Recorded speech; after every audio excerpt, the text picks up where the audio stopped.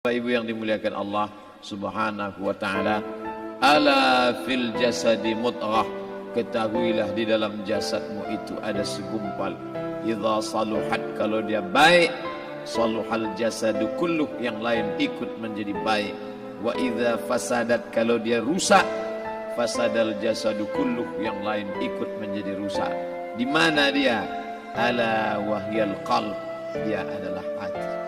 Maka yang pertama kali menghitam itu apa kata Allah?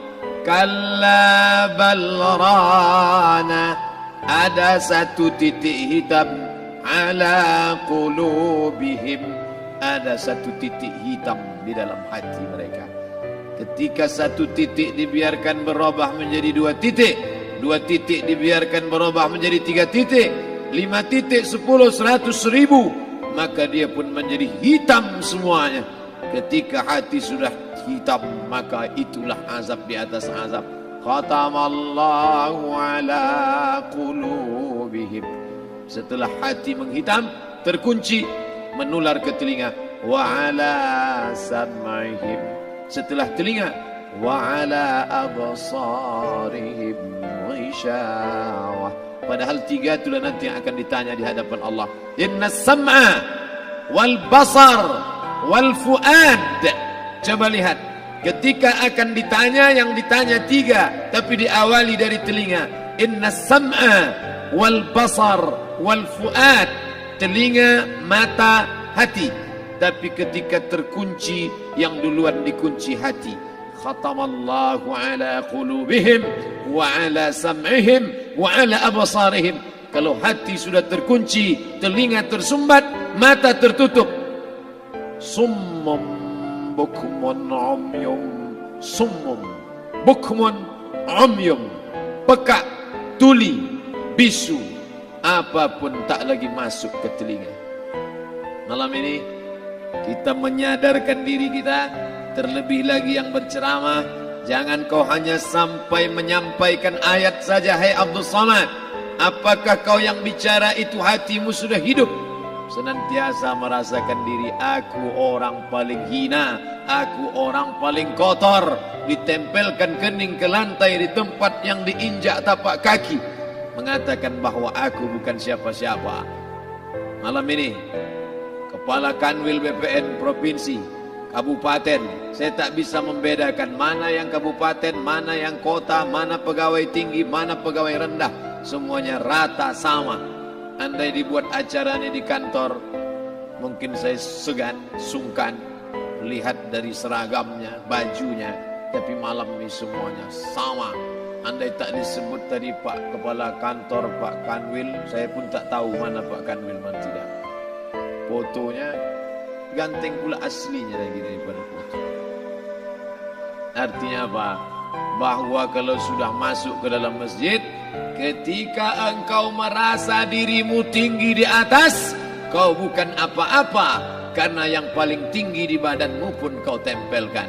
Tapi saat kau jatuh, rendah, down, stres, kau jangan merasa rendah, karena kau tegak berdiri di hadapan Allah. Kau angkat 2 tangan, Allahu Akbar.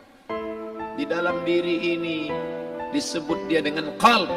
Kenapa disebut qalb? Orang Arab menyebut qalb qallaba, karena sifatnya berbolak-balik.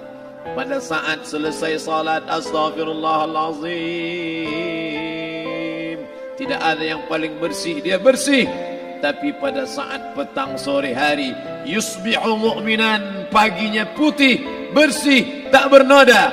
Wa yumsi kafiran, petangnya hitam. Makanya dari pagi dibersihkan. Solat subuh bersih, solat zuhur bersih, condong matahari solat asar bersih, tenggelam matahari solat maghrib bersih, sempurna gelap malam solat isya bersih, tengah malam bangun tahajud munajat, di tengah malam orang tertidur.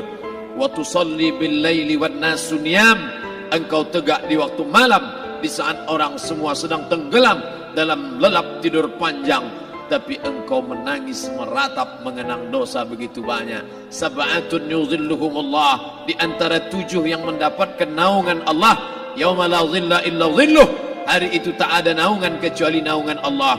Di antara yang mendapatkan naungan itu adalah rajulun zakarallah, orang yang berzikir, munajat, muhasabah diri di tengah malam, sunyi, sepi, fafadat ainahu, menetes air matanya. Berapa banyak sudah harta dititipkan Allah, berapa kupakai untuk zakat, wakaf, infak, sedekah, wasiat, hibah, ghanimah, harta rampasan perang di zaman Nabi. 7 harta yang akan menolong di hadapan Allah, 1 pun tak dipakai.